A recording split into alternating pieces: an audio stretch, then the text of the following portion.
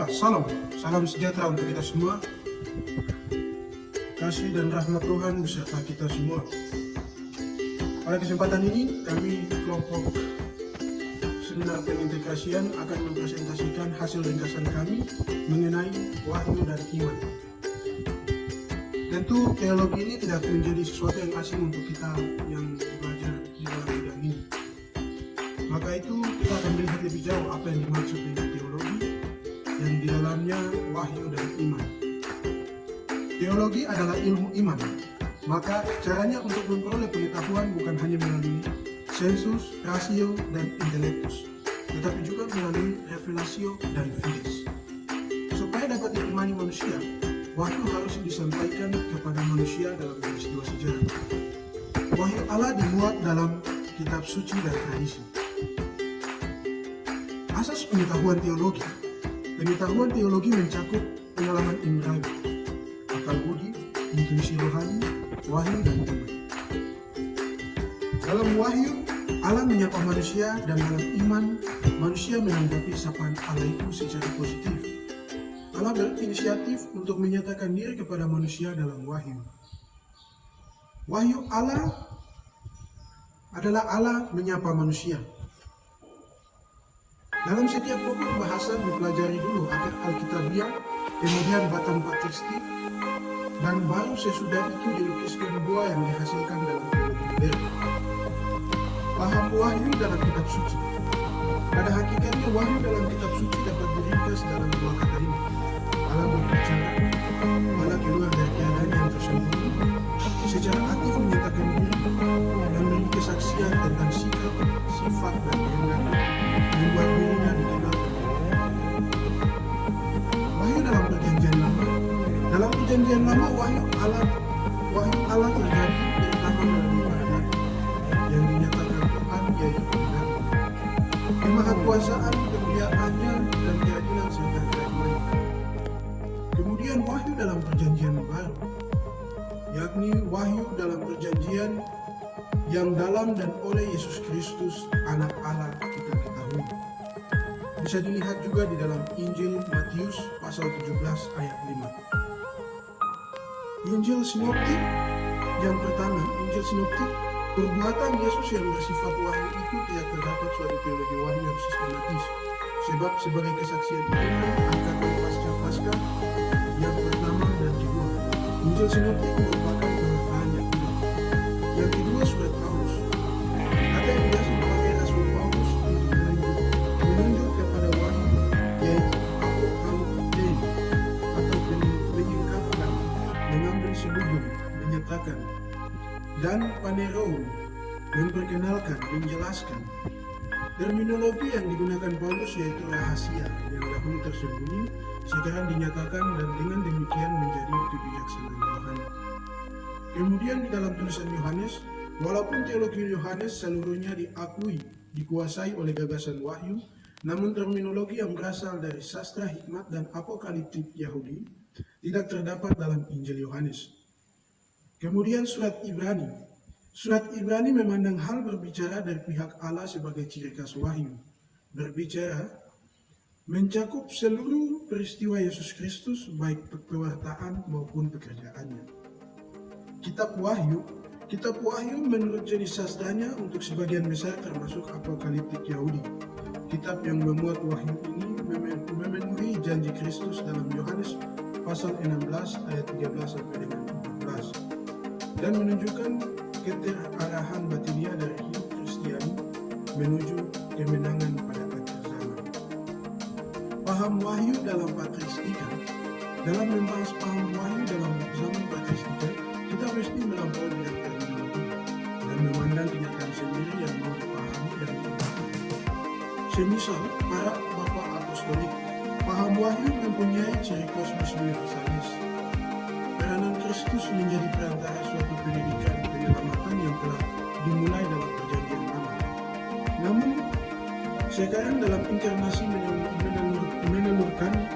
menyalurkan pengetahuan yang lebih mendalam. Wahyu berarti terutama pemerintahan Allah yang universal yang telah menjadi nyata dalam kosmos dan dalam peristiwa Kristus. Para apologetik pengeran Kristiani pada abad kedua. Teologi para apologet dimaksudkan untuk membina iman kaum beriman dan untuk menghadapi orang luar. Para apologet berusaha menunjukkan keunikan dan kemutlakan wahyu dalam Yesus Kristus. Kemudian pustaka anti bidah abad kedua. Dalam gereja timbul ajaran sesat yang mendasarkan diri pada wahyu, tetapi sebenarnya mengecam hakikat iman sendiri.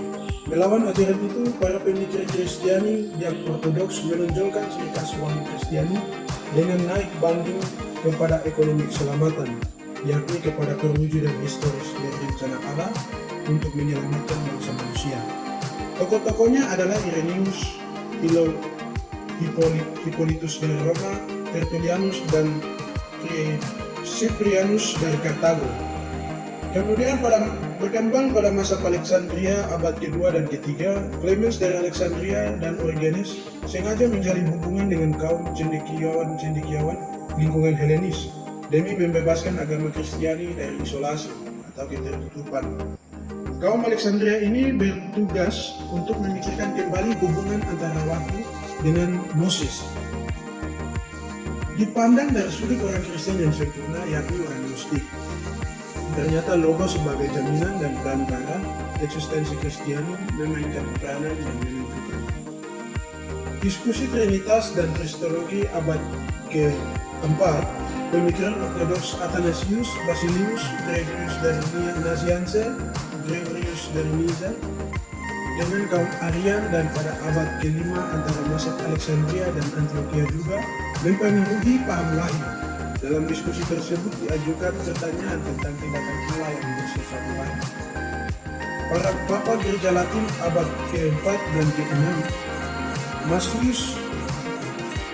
Masius, Victorinus, Ambrosius, Hieronymus, Augustinus tidak mengenal paham wahyu modern dalam arti transendental dan menyeluruh, yang pelaksanaannya mencakup seluruh peristiwa penyelamatan yang disaksikan Alkitab. Sebaliknya, dengan kata wahyu dimaksudkan tindakan Allah yang tertentu dan bukan ekonomi keselamatan dalam keseluruhan.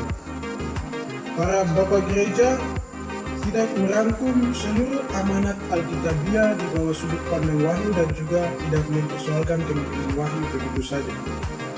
Kemudian paham wahyu menurut magisterium gereja, konstitusi dogmatis Dei Verbum tentang wahyu ilahi oleh Konsili Vatikan II tanggal 18 November 1965, hanya 3 teks yang dikutip, yaitu teks-teks kitab suci, para bapak gereja, dan magisterium. Alasannya, ketiga instansi ini diakui mempunyai wibawa yang melebihi pendapat pribadi seorang ahli teologi ataupun pandangan suatu perguruan teologis dari zaman ketiga. Pada konsili Trente, konsili ini berurusan dengan kaum reformasi yang menekankan soal skriptura, magisterium dan tradisi yang mengaku tidak bermain. Konsili Trente menegaskan bahwa selain kitab suci, wahyu juga diteruskan oleh tradisi gereja yang ditafsirkan secara wewenang oleh kuasa mengajar gereja.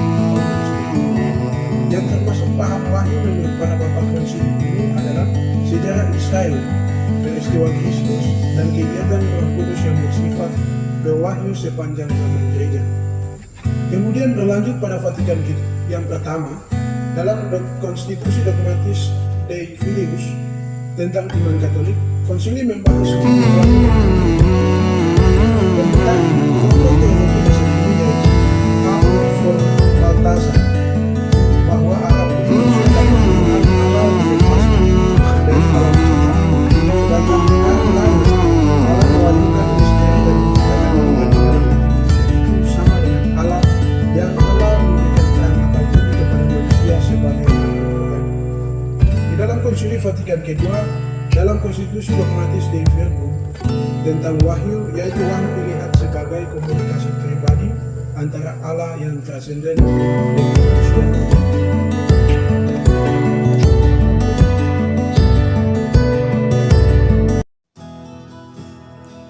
Iman, manusia menjawab Allah. Iman dipahami sebagai tindakan percaya, artinya dengan bebas menyerahkan diri seutuhnya kepada Allah. Kasarnya, wahyu yang diimani itulah yang juga disebut iman kepercayaan. Iman kepercayaan menurut kitab suci, iman menurut perjanjian lama. Pertama-tama, iman berarti mendengarkan sabda Allah. Bagaimana berarti?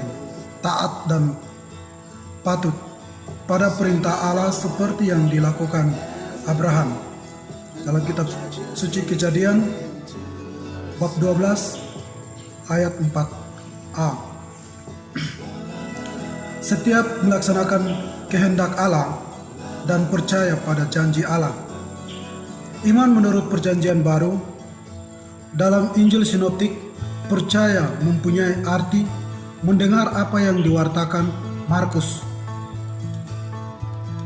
bab 4 ayat 9, mengerti apa yang didengar dan dibandingkan Matius bab 13 ayat 19, dan bertobat sebagai unsur hakiki dari keyakinan sebagai anugerah dalam Kisah Para Rasul adalah sikap taat dan melekat pada Kristus secara total dan mutlak. Dalam surat Paulus, dengan percaya berarti kita mengenal misteri Allah dalam Yesus Kristus, baik rencana maupun pelaksanaan. Penyelamat manusia yang dilaksanakan Allah dalam penjelmaan hidup, wafat dan kebangkitan Yesus Kristus. Injil Yohanes, dengan tegas Injil Yohanes menghadapkan kepada orang pada pilihan, yaitu tidak percaya atau tidak yang secara total kepada Yesus dan tidak secara total. Iman percaya menurut para bapa gereja. Para bapa gereja apostolik, paham iman dalam pandangan para bapa apostolik sangat mirip dengan paham iman dalam kitab suci. Namun mereka sangat menekankan sikap taat kepada hukum ilahi. Para apologet Yunani menghadapkan iman Kristiani pada budaya Helenis dan berusaha mempertanggungjawabkan iman Kristiani di hadapan budaya Helenis tersebut. Pustaka Antibida. Dalam pustaka Antibida khususnya Hieronymus dan Tertullianus mengembangkan paham iman secara ekonomi keselamatan. Hal ini dilakukan untuk melawan Gnosis yang mengemukakan ajarannya semuanya.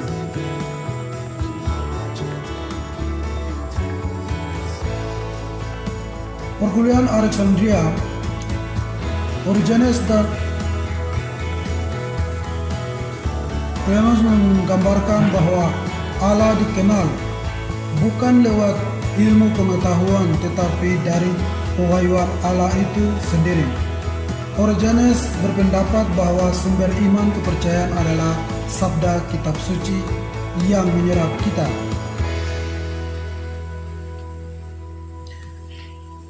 Ketiga orang Kapadokia, Basilius Agung, Gregorius dari Nazianzen dan Gregorius dari Nisea,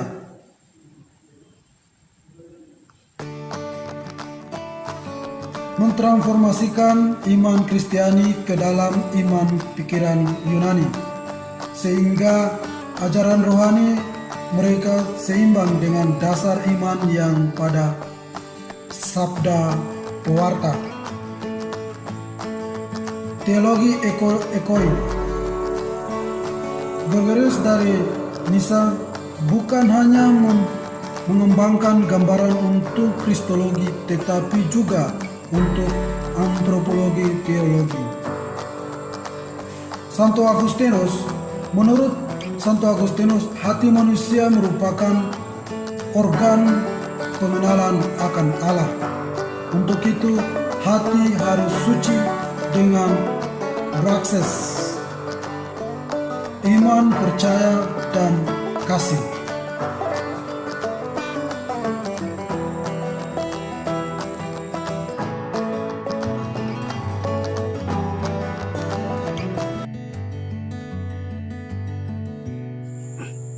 Paham iman pada abad 19 sampai 20. Dalam paham reformasi, iman mencakup harapan, iman, dan kasih.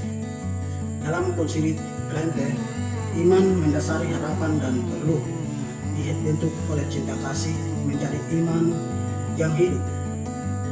Konsili Vatikan I melanjutkan paham Trente, sedangkan Konsili Vatikan II lebih senada dengan paham iman reformasi. Bagi Konsili Vatikan II, beriman berarti percaya bahwa sesuatu hal besar. Selain itu, Konsili Vatikan II memandang iman secara lebih menyeluruh dan bukan hanya seperti Vatikan I. Pedoman iman. Kanon Kitab Suci. Kanon merangkum semua buku yang diilhami Roh Kudus dan bersama-sama membentuk Alkitab atau Kitab Suci sebagai norma iman. Perjanjian Lama. Oleh karena pengarang Perjanjian Baru lebih suka mengutip Septuaginta, maka kanon Alexandria yang menjadi Perjanjian Lama Kristiani. Kendati demikian, orang Kristen kurang condong untuk melihat Perjanjian Pertama itu sebagai milik bersama dengan orang Yahudi. Untuk itu, gereja menggunakan dua metode hermeneutika, yaitu penafsiran alegoris dan penafsiran tipologis. Terjadinya kanon Perjanjian Baru. Abad pertama, gereja tidak hanya memandang Perjanjian Lama sebagai kitab suci, melainkan juga perkataan Tuhan Yesus dan perkataan para rasul. Sebab hampir semua kitab Perjanjian Baru ditulis dalam tahun ke-100. Abad kedua. Ada 3 hal yang penting dalam abad kedua, yaitu fungsi. Pada abad kedua, kitab Injil dipandang sebagai naik banding yang paling tinggi. Ketiga surat Paulus dipandang sebagai bagian yang penting bagi tata tertib komunitas Kristiani. Kanon Perjanjian Baru berkembang dalam perjalanan waktu. Pengaruh Markion. Ajarannya banyak terdapat unsur gnostik. Aliran ini menganut dualisme, yaitu mutlak dan menolak norma-norma hukum. Markion anti-Yahudi, maka ia menyadar kitab Perjanjian Baru sesuai pandangan teologisnya sendiri. Ia menyusun kanonnya sendiri dan gereja tidak mengakuinya. Gereja tetap setia pada tradisi dan mengakui nilai normatif tradisi itu. Kanon yang diterima gereja berasal dari tradisi dan bukan kanon Markion. Dan berikut kanon kitab suci dogma gereja yang pertama.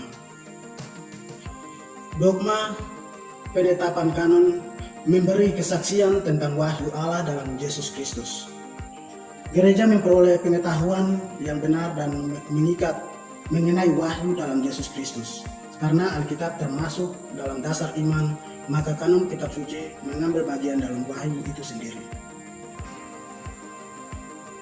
Alkitab, tradisi, dan magisterium. Prigma para rasul tidak mungkin didasarkan pada Alkitab, sebab pada waktu itu kitab-kitab Perjanjian Baru masih dalam proses pembentukan. Dalam paragraf ini, peranan tradisi berhubungan dengan terbentuknya kanon kitab suci pada masa gereja Purba. Relevansi tradisi dan kitab bagi iman gereja. Alkitab bagi iman gereja. Iman gereja didasarkan pada wahyu Allah yang menghambat dan mencapai kepenuhannya dalam Yesus Kristus oleh Yesus Kristus. Oleh sebab itu, pembentukan wahyu dianggap sebagai selesai dengan berakhirnya zaman rasuli. Dasar penerusan wahyu. Ada dua cara tersebut, yakni dengan pewartaan tidak tertulis atau tradisi, dengan pewartaan tertulis atau Alkitab. Pewartaan tidak tertulis mempunyai prioritas terhadap pewartaan tertulis karena kemampuannya sebagai alat penerusan wahyu. Pewartaan tertulis di dalamnya wahyu ditulis. Jadi Alkitab sebagai penerusan wahyu mempunyai keistimewaan yang membuatnya mengungguli tradisi, yakni inspirasi Roh Kudus. Dua cara penerusan wahyu. Dua cara tersebut yakni dengan pewartaan tidak tertulis atau tradisi dan dengan kesesuaian isi antara kitab suci dan tradisi. Di antara kitab suci dan tradisi terdapat kesesuaian isi sebab kitab suci selalu menghadirkan pengungkapan-pengungkapannya dalam tradisi. Sedangkan tradisi pada gilirannya selalu memberi kesaksian yang tak tergantikan mengenai Injil tertulis.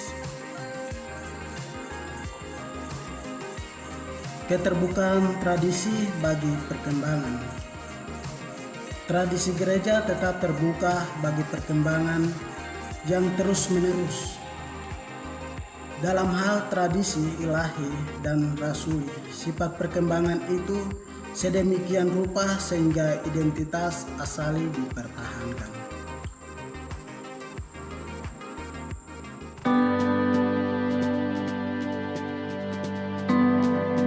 Sebagai penafsir Alkitab dan sebagai kriteria kanonisnya. Tradisi dalam arti luas dan ketat. Pada awal sejarah teologi, tradisi diartikan secara luas dan baru saja Irenaeus muncul juga, artinya yang ketat. Para bapak apostolik dan apologet tidak memisahkan Alkitab dan tradisi, sebab agama Kristen membawa setiap pernyataan iman tertentu dan juga pola hidup tertentu. Tradisi sebagai kriteria bagi penentuan kanon. Demi memelihara pewartaan Yesus, para rasul secara utuh bagi masyarakat. Tulisan-tulisan tradisi yang berfungsi bagi kriteria penentuan kanon dikumpulkan menjadi anggota Alkitab yang disebut Perjanjian Baru. Kriteria yang dipakai umat berubah untuk menentukan apakah tulisan ini dapat masuk dalam Perjanjian Baru adalah kriteria apostolik rangkap dua, yaitu satu lebih umum yang satu lebih khusus. Tradisi sebagai penafsir kitab suci.